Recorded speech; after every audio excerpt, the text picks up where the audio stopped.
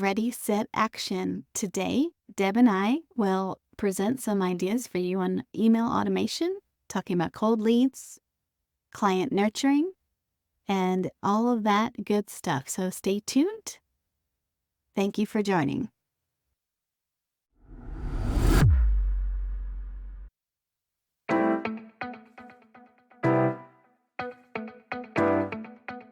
Good morning. Good Deb, morning. how are you? I am great. How are you? I'm doing pretty good. Glad to be here. Oh my gosh. What do we got for today? Oh, exciting stuff as always, right? It's summer and it's slow for a lot of people. So I think this is the perfect time to talk about leveraging automation to really help keep our brands out there and hopefully set up a lot of seeds that we can put into the pipeline in the next run. Yeah. It is a good time to develop the habits and the processes and start to try some things and improve. I totally agree.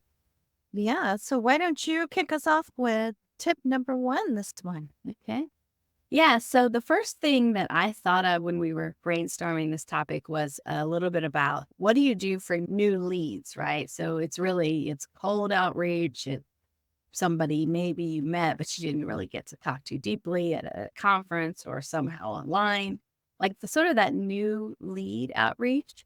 And obviously, the more they are a fit, better it is, right? The more they are really a good fit for you, the more you can get a little deeper with what you have. But I've got one example I think that we'll talk about for the new leads. But what I think is important is to structurally just take a document and write out a structure that makes sense to you. If you're looking at cold outreach, take a structure and I have a few that I've tried. So one is you want to have some type of intro email, right? That's not uncommon. That's pretty straightforward.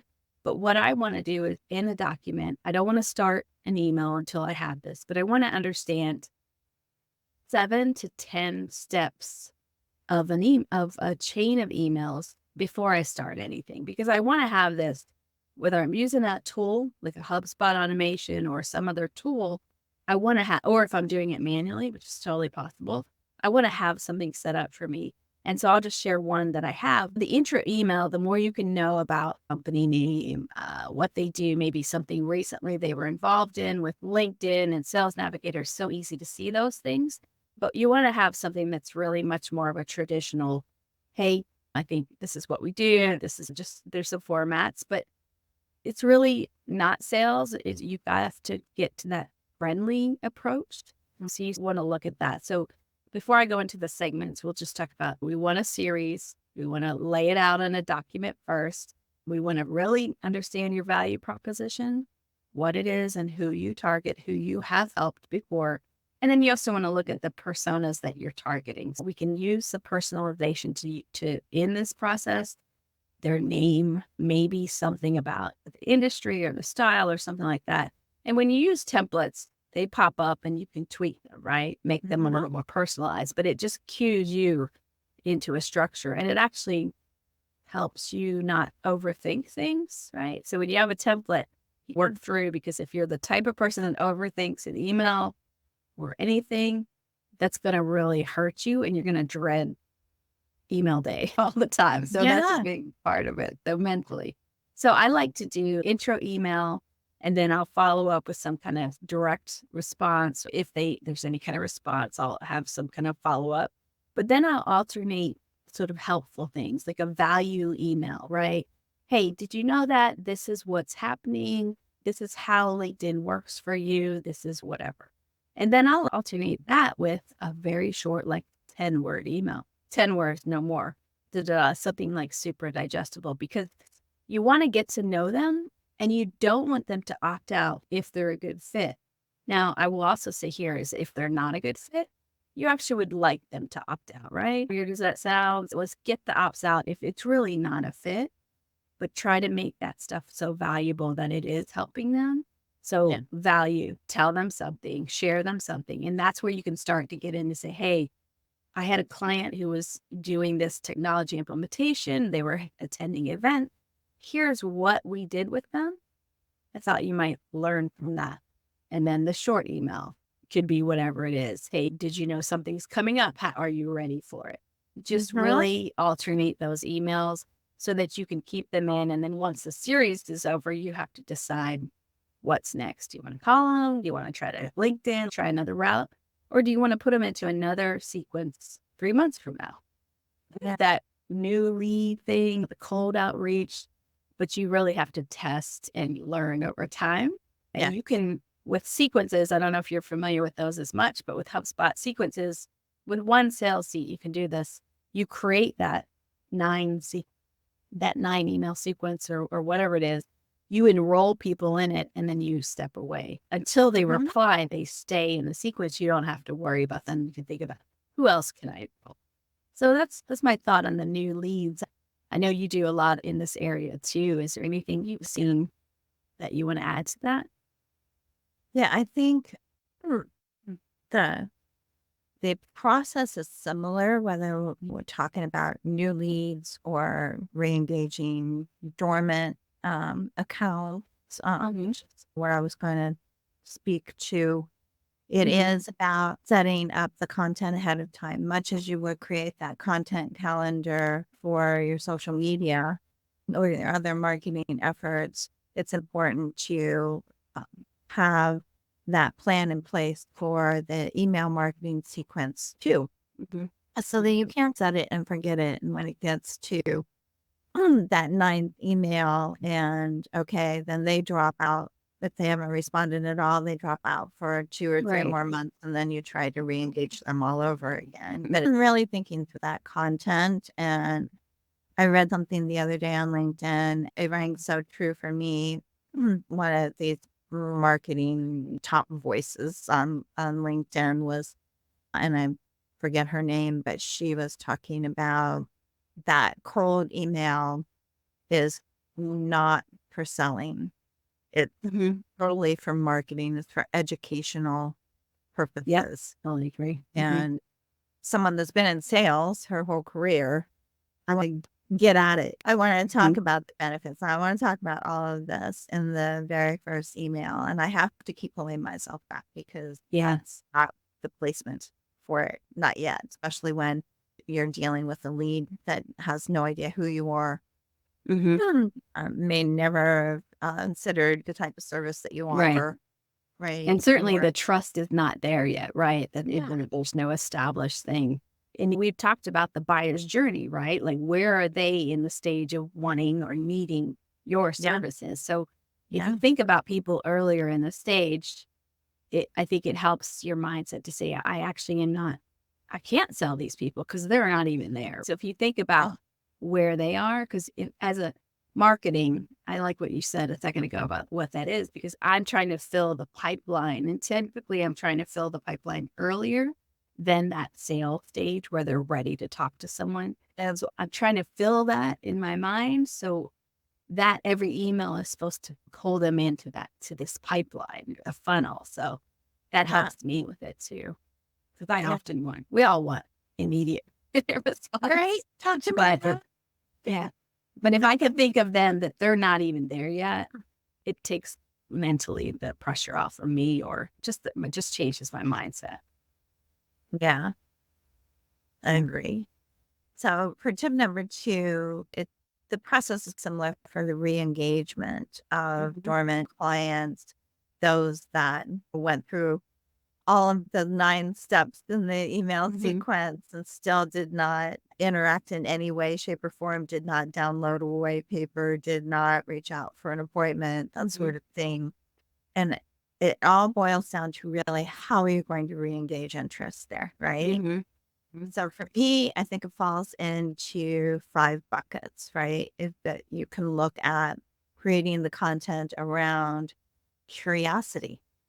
Oh, this is where your subject lines really need to be different than everybody else's, right? In these Right. Right. areas, offering immediate value, creating a sense of urgency. I'm going to go into some examples in a second.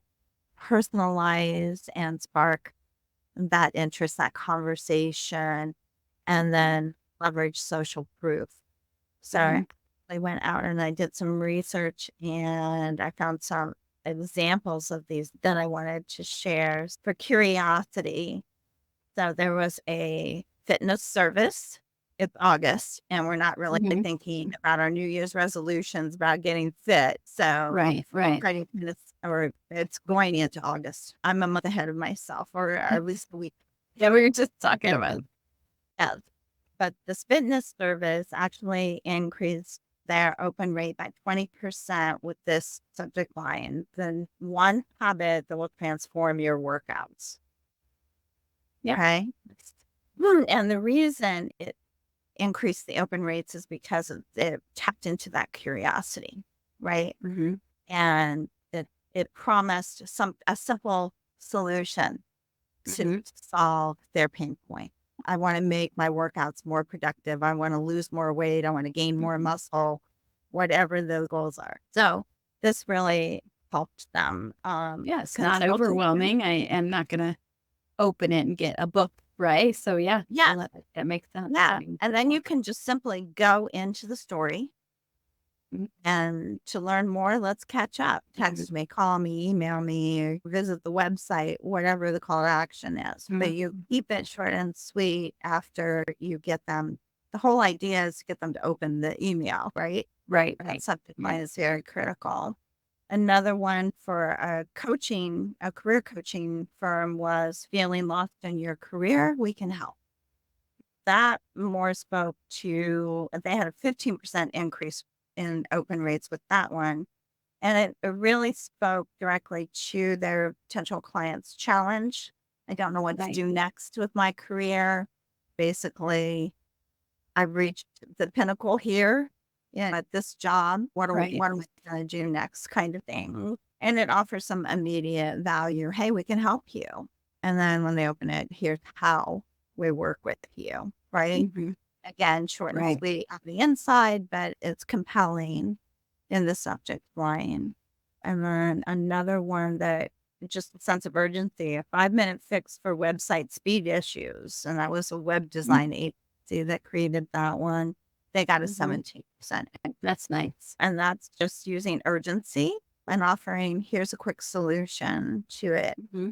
So I wanted to give examples because I like to have bouncing off ideas from somebody else about how can I create content? What kind of Right. content is resonating out there and is working? So these are all Hmm. examples of things that are working for others that you can take and tweak for your own service business or whatever to really create those results. And then another one is just, hey, we haven't seen you around in a while. So, former client that used you a year ago really enjoyed our partnership back then. Has Hmm. anything changed in your business? Is there anything that's coming up that we might help you with? And here's a little bit about what's changed in our business over the Right, past, right, you right. know, 3 and 8. Oh, I like those. I think managing the contacts, like what group they're in, right? If they're in that Oh, sort of got it. cold outreach, if they're past, they were whatever. But I've also used like if you want to transition someone, let's say the cold email sequence, you've done it, you've tried a few things, you feel like it's just not the right time, but you've never heard from them. You don't really know. It's a company that you work well with. So I've tried even directly on LinkedIn or in an email, just say, I hope this information has been helpful. Just a quick reply if you want me to put you in the subscription list and you'll get monthly tips from here on. So if I have a monthly email, I can always offer the opportunity for someone to go into that much softer. Hey, a quick short email tip per month. Usually, if they already haven't opted out yet, then they probably will reply and say yes or something like that. And what happens typically is that means I'll have the track of that email in my system, but I can Yeah. move them out. And that just becomes a reminder that I might be able to help them in the future. So giving them a very short, direct, hey, hope this has been helpful. Just a quick reply if you want me to if you want to keep getting a monthly tip, marketing tip, whatever it is. Otherwise, I can unsubscribe you and whatever. You might lose a lot of people, but if you get a few people that say yes, that's really valuable. because Yes. I've always heard with sales, even early on, the more you can get them to say yes to it, whatever, is this the right audience for you? Does this make Mhm. there's psychology with sales, which I'm not like a top A salesperson, but I know there's psychology too, right? If I ask you, does this make sense? And you say yes, and then there's something about building trust with that experience. So I think the same thing's true with that. Yeah. I did also read a couple of weeks ago, and then I just started doing this last week. Someone recommended if you're B2B sales Mhm. and you're looking at that senior level person as your contact for your emails, to only do emails on Thursdays and Fridays. Mhm. And then she suggested sending the email on Thursday and Mhm. then forwarding it again on Saturday and just Interesting. only adding, not sure if you saw this yet, wanted to get your thoughts. So take the people who didn't open it or didn't whatever and resending that. That makes some sense. That would be Mhm. interesting. I've never liked Friday particularly, but it might be, yeah, I think it made people's mindsets can be a little different in that time. So could be. Yeah, I gave it a try last week. So those are still in the sequence right now. I was hoping to maybe get at least one response to see if Thursday was better than a Tuesday or something like that. But we're constantly playing with the stuff, right? There really isn't anything set in stone. And I think just give yourself some grace along the way. No, you're absolutely right. That's a good thing. I was doing a podcast thing here the other day, and I spoke about humanity, being human, and we had a moment talking about that because I think it's really important to demonstrate your humanity and your that stuff in all of your business dealings. So Yes, when we're not perfect by a long shot, or at least I'm not. And yeah, I think showing that just and bringing your own personality is mhm, going to attract those that are going to enjoy working with you. right, That's what yeah, it's all about. Those are the kind of partnerships that you want. yeah. So, what is tip number 3?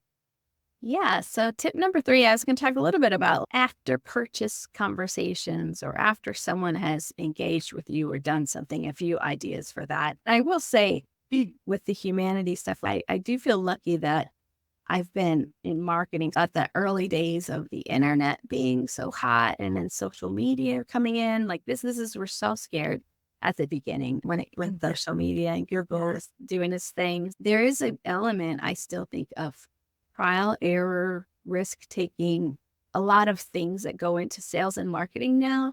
And I think you have to really embrace that. And that's where I think the humanity comes in, which is that something that worked for someone else is not necessarily going to work the same for you, but it might, or you might learn something different. But you have to have a little bit of a courageous spirit, I think, to do some of this stuff. But I love that part.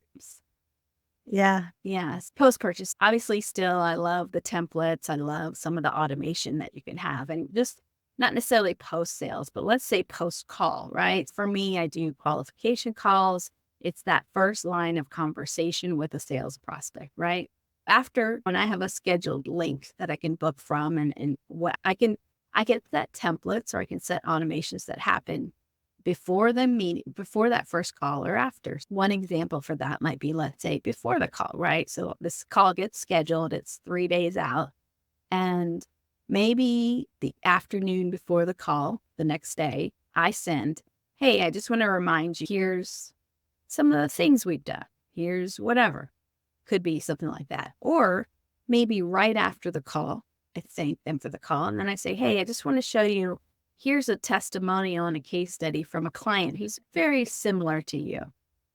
Like all of this stuff is automated, or at the least it's thought about ahead of time, right?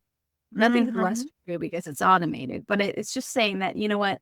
After I talk to someone, that's the moment where they could really benefit from understanding what I did for someone else and that they're happy and they still work with me. So using all the things you built as an owner, a marketer, salesperson, but and putting it into You almost need this big whiteboard in some ways in your mind or something of all the tools you have. But okay, and what can help this person right now? And then if you have a second proposal call, that maybe when you share pricing and maybe you have an ROI statement or what to expect 3 months in. Think about how people are feeling, how you're feeling when you're talking about spending money with someone. Like Mhm. anytime someone starts thinking about money, whether it's for a Yeah. TV or a car or a business or partner, there's just all these things you're thinking about. And there's some people are more, there's personality traits for different things, but try to think about what helped them and just come at it with a pure heart, if that makes sense. Come at Yeah. that with a I want you to understand what to expect 3 months in and how another client has processed. Because the truth is, in 2 months, you might be like, oh, what did I do? And in 3 months, you might be like, oh, yeah, I get it. You have to push through and you have to get to the consistency. I think setting the expectations helps you with the client relationship down the road, but also it just encourages them. And I'll say, anybody selling marketing or sales to people, you look really smart when you show the tools that you might use for them as well. So Mhm. I've tried to really invest more in that, is to say the things I use, they will see that they can use them too. And Yeah. that's really quite valuable. And then Yeah. just for post things like obviously with consumer stuff, you can say, hey, people who bought this also bought this. People who bought this shirt, they love to pair it with this. There's all kinds of opportunities. You really gonna have to step back and look at what it is that you offer, what did they buy, and try to figure out where their mindset is. I think if I bought a shirt, I'm probably done thinking about it. So having hey, a lot of people bought these pants is okay. You catch me at the right time on the sofa. Oh, Yeah. the sale. But for B2B, you might have a different process, testimonials, video things, all that kind of stuff. And I think that's important. And looking at the metrics, right? So you have expectations, open rates, right? Click rates, call rates, like what happens. So measure those. And it's a little tedious, but keep the measurements going because you're going to have to understand what to expect and make your tiny improvements over time. So, Yeah. You triggered me for a second because I was thinking, um, we all have the Calendly links or on mhm, the website, reach out and book a meeting or whatever type of right. thing. And sometimes if that happens and I haven't had the conversation or any conversation with that person, I know nothing about them, they just all of Mhm, a sudden appeared on my calendar. If there's lead time, what I do like to do is reach out with an email. And mhm, even though we have the block, usually when we set up the calendar event, says what information would be helpful, you right. know, Mhm. for me to be ready for. Nobody ever fills that in for Yeah. me. I don't Yeah. know if it's the same for everybody, but nobody ever fills that in for me. Yeah. Just reaching out and asking what prompted the outreach Mhm. and what would they like to discuss on the call. Yeah. So make it all about Mhm. that for that first discovery call. And that has worked very well to, Mhm. get them to understand that I'm curious about that. That's what I want to know about. Yeah. You're not Mhm. going to get pitch slapped Mhm. as soon as you get on the phone with me, Yeah.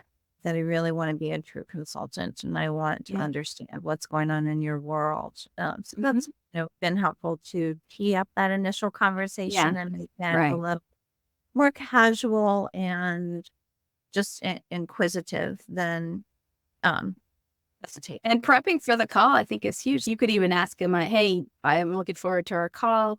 Would you also like to see a walk through a single case study, or do you want to stick to a conversation about blah blah blah?" Like you could Yeah. sort of phone it in and get Yeah. them to respond or not respond, but at least whatever you say should always help you show your expertise and things like that. So that's definitely Absolutely. key. Yeah.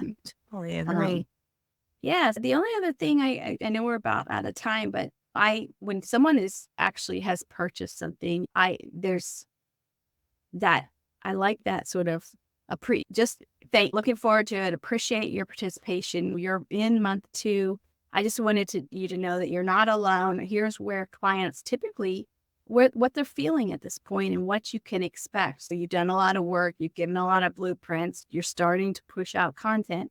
This is the moment where we're going to transition to the engine starting for you. And then we're going to look at what strategic elements can we start creating. So something, right, to reassure Uh-huh. them and to make them understand, because you spent so much time getting this client in the door and so much Yeah. energy. You really want to make that as good an experience as possible. Yeah. And if you're implementing tech or something like that, what I used to do is on launch day, I would Mhm. send their team like a dozen cookies or something that was Yes. customized for the launch, whether it Yeah. had their logo on it or their colors or whatever, Mhm. and just say, let's celebrate together. Even though No, that's you're great. Yeah, Texas that's nice. and in Florida, let's Mhm. celebrate together kind of thing. Yeah, that's true. I need to get more of that sort of warm, welcoming experience, like the realtor experience, if you ask me. They always do a nice job of that. We went through all this stuff Yeah. together. Now we've got to this place. Here's a basket or whatever it is. I like that. I'm going to take that to heart. Sure. Awesome. Well, we're Until up. next week. Yeah. Yes. Appreciate everything we shared. And I got my notes as usual. So, As usual, me too. We always bounce off of each other and create more mhm. ideas. So it's Yeah. awesome. To the audience, thank you for joining us. Let us know what questions we might be able to answer. If there's anything Mhm. else that you want us to deep dive into. Until Sounds good. next week. I hope you will join us next time for Ready Set Action with Deborah Horowitz and Christina Whitmer. Thank you.